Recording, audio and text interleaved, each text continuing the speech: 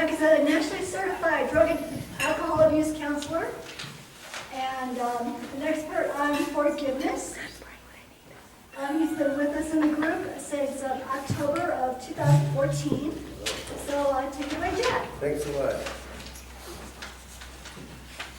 What I would really like to do today is I really would like to know what you want to hear about. And I'd really like you to ask questions, and that, because actually as a public speaker, my favorite format is when I take questions. I like the challenge of it and the spontaneity of it. So I'm just opening up for questions about forgiveness or addiction. Yes, Jim. What would you say our largest purpose in life is? Our largest purpose in life is to love and have compassion and to follow our dreams. See, I knew you'd have an answer. I've been reading a lot about how our ideas of addiction are maybe false, and that it used to be viewed as like a disease, and now it's being seen as more of like an environmental condition and all these other things. And I was just wondering what your thoughts on that were. Whether it was like Addictions being something, environmental condition. whether it was something that people are born with, that was like the old view of like, oh, you're an alcoholic because your dad was an alcoholic and it's in your blood, where now people are starting to view it as something different, like maybe lack of community support and all these other things that are leading to addictive sort of habits. Lack of connection. Okay, do you have an hour and a half? We've got 10 minutes. Yeah, thanks. Well, let me give you a little history since I've been doing this for 40 years. Addiction became a disease in the early 70s because of a senator named Harold Hughes who was in recovery. And he and all these wealthy men and women who were in recovery started the National Council on Alcoholism. And one of the ways to get insurance to pay for addiction treatment was to have it declared a disease. And so with the help of, I can't remember the senator from, Harold Hughes from Iowa, a law was passed creating the National Institute of Alcohol Abuse and Alcoholism in the 70s, and then the National Institute of Drug Abuse. And they came from that place where addiction was a disease. And when I started in the field, there were probably about 6 treatment centers in the United States. And within 20, 25 years, there were 2,500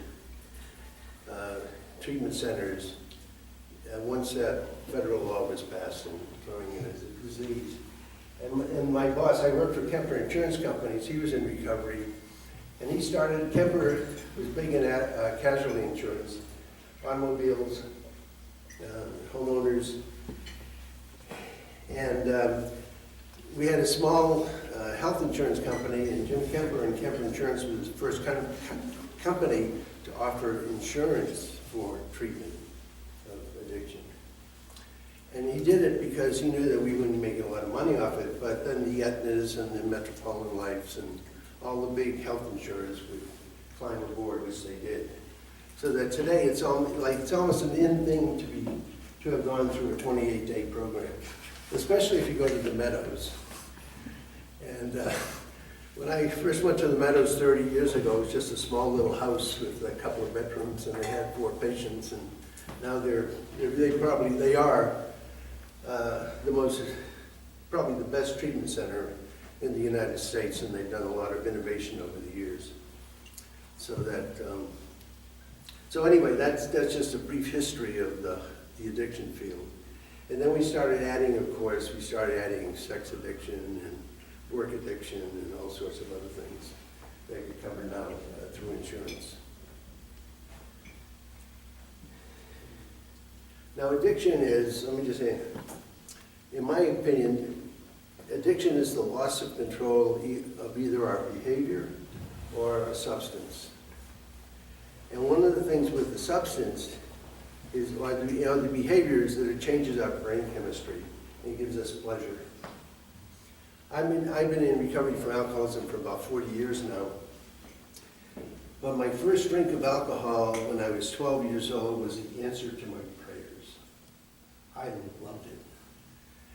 I actually had a 7-year-old boy one time that I was working with, a foster kid, by the way, And he got into his foster parents' liquor cabinet, and they had to rush him to the hospital and pump his stomach. And I said, so when I saw him, I said, I bet you'll never do that again. He said, oh no, I loved it. Oh. And that's my youngest alcoholic that I've worked with, 7 years old. But it has to have consequences. Because we have things that we like to do that do those same things that are okay. Say that again? It has to have consequences, your You addiction. drink. Negative somehow, because we have things we like to Eventually, do. it gets, initially it's a lot of benefits. For me, I was shy, I could talk to girls, Yeah. I could make out, I could take a lot of risks that I wouldn't take because I was too shy. But a couple of drinks of alcohol, I was the life of the party. And so I became very popular. Even though in classes where we had discussions, I was always silent because I was too self-conscious to speak. So it always does something for the person, right in that way. And it gives them the freedom to do whatever they feel is holding them back. And so there's the brain chemistry matches that, but there has to be that behavioral payoff, or a person doesn't become alcoholic. Any other questions? When you do have that addiction and you have, is there such a thing between I'm an alcoholic or I just have a drinking problem? Is there really a difference? Because I have a friend that says my son's not an alcoholic, but he has a drinking problem. He Yeah. passes out. Well, drinking problem usually is early stage alcoholism or middle stage alcoholism. Depends upon how much you can get away with his family and work. What, they really, once you've established this, you really can't ever drink again, right? No. Well, that's my opinion. You never, some people do after 20 years when they'll start drinking. But what happens when they do? Well, it depends on the person. Some people learn to be sippers, and I can't see how they do it because the most maddening thing is to be an alcoholic and only have one beer. That used to drive me crazy. On a social function, I ran a professional golf tournament, so we had a lot of cocktail parties. And I would always get my ginger ale, I mean, this is before. So I knew if I started with one, it would eventually just take off. But once the brain is impacted and becomes addicted, I don't believe, it's not safe for a person to drink ever again. Isn't there a cellular thing that's there in the brain that once activated, it will be reactivated? Mhm. Okay, I thought so. Can you talk about the difference between abstinence and recovery?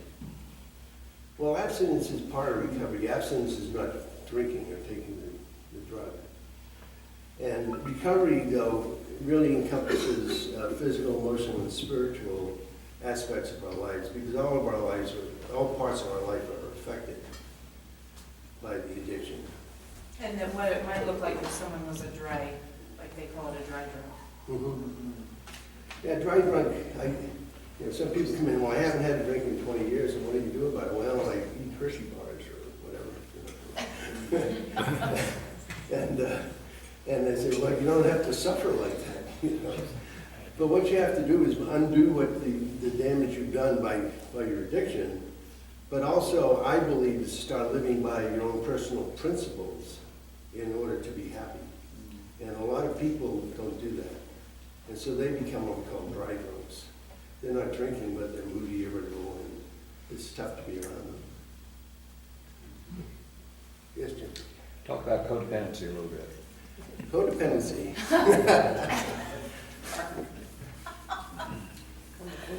30 Well. seconds, go. How much time do I have?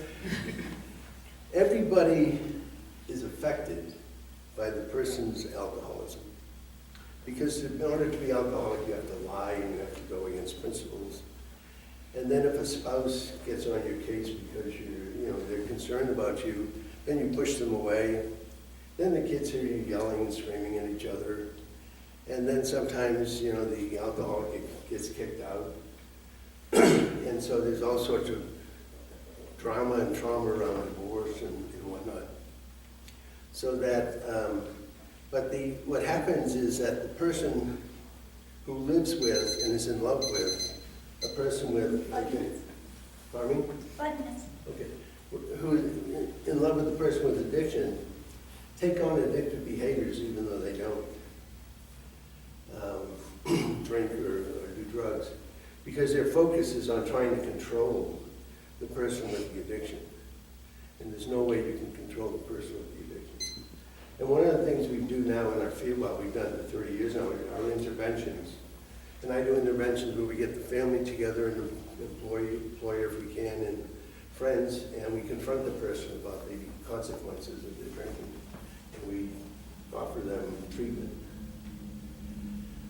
And that works pretty well. That actually tends to be pretty successful. I've been doing it for about 20 years, and now people are more accustomed to it because of TV shows, and there's been a documentary on some movie star going through an intervention and stuff like that. So it's almost become an in thing. Who intervened on you, or what treatment center did they fly out to Boulder? Do they come from California or do they come from the East Coast? It's sort of like this little status symbol to have gone through an intervention and whatnot. Go ahead. How would a friend help a friend who says he's having suicidal tendencies? You would call the cops and you would take them to an emergency room. I wouldn't mess with it. Is that serious? That's serious. If they're talking about it, that's serious. And they really are asking for help, and they may they may not want to do it, but usually if they've divulged or trusted you enough to tell you that, then they really want you to help them. So the thing is not to get too rattled about it, and we've got to race here or whatnot, but try to keep calm and say, well, let's go see your doctor, let's go see emergency room, et cetera, et cetera. Yes. What are your thoughts on like addictive personalities? So like people, I've seen a lot where they'll be addicted to one thing like alcohol, and then they'll realize that that's bad, and they'll just sub in something else. Like, and sometimes it's something like exercise or like I have a lot of friends who do like extreme sports, Mm-hmm. and it seems sort of like it comes from the same place. And I wonder if it's any better. I mean, maybe a little bit better because you're not poisoning your body, but do you treat the issue, or do you treat the addiction as part of the issue? Like, what is it about that person that is constantly becoming addicted to things? Right. If they become addicted to the feelings and the excitement, or like downhill skiers or climbers. I've worked with a lot of climbers over the years. And they just like that thrill of hanging by one, holding up this one rock and looking down 2,000 feet or something like that. And they get off on that. And with climbers, it's kind of hard to really intervene that what they're doing is dangerous. But we try to get the family and get as many friends and whatnot involved as we can. Because the addiction itself is isolating. And but it's a real toughie when you get into that kind of thing. The worst thing to do is to be silent when you're concerned about somebody. So even if you say, gee, I noticed that you had a hangover the other day and you didn't really get to work till about 10 o'clock. And I say, I'm really concerned about you. Can we talk about that? Or rather than, what are you trying to screw up your life in order, you get to work at 10 o'clock in the morning? That immediately comes, the dukes come up and you're in a fight. What do you say about use of marijuana and addiction? Marijuana is the worst drug, the most addictive drug that there is, and it has more negative consequences for people over the age, under the age of 25 than any other drug there is. It is a real dangerous drug. Did you say marijuana is the most addictive drug? Yeah. Marijuana is the most addictive drug? It has the most impact on the brain earlier. What it does, it changes a person's perception. So that when they're, for example, when they're driving a car, if they're addicted to marijuana and they've taken a lot, they think they're driving on the right side of the road and they're actually driving on the wrong side of the road. Their perception gets all screwed up. But I've worked with people who started smoking when they were 17 or 18, and they're 35 now, and they can't put two sentences together. It really affects the intellectual capacities of the brain. Oh, And so and I- I share in the emergency room, they become hemophiliac, and we're trying to save them from something, and they die on the table because they cannot clot. So I just want to throw that out there. Yeah, so like, Can't plot. and I'll tell you this, I actually voted for it to become legalized. And I voted because at least this way we'll have the treatment center, we'll have a treatment set up, we'll develop programs through the police departments and whatnot. And that's why I voted to legalize it, because illegally, it just is, I could go on and on with that one, yes. I've heard some new ideas about people becoming addicted because they're trying to fill themselves with a substance where actually filling themselves, what they're wanting to do is have a relationship with people, have a deep, meaningful relationship with people. And that's a substitute, and of course, when they're having that addiction, it's stopping them from having the relationships. Right. So what is your thought on that? In other words, the cure for addictions is deep, meaningful relationships, is the thought. Well, it is if the person doesn't do the addiction. Because then you can have a deep, meaningful relationship. That's part of the treatment. And with couples and families is that after the, say, a 28-day program, then the whole family goes into outpatient counseling. And the treatment centers now are set up to do that, and as well as us private folks. And the thing about addiction is the longer the person and the family stay in therapy for say 2 to 4 years after, then the healthier the person and the family become. But if they just go into treatment and come back, or if the spouse doesn't participate in the treatment of the other person, that person comes back after 28 days and is dealing with the same person with all the anger and et cetera, et cetera. And eventually, in those cases, most people divorce within 2 or 3 years. That's not all the time we've got. I just want to say, I think the biggest addiction we have going on is Yes.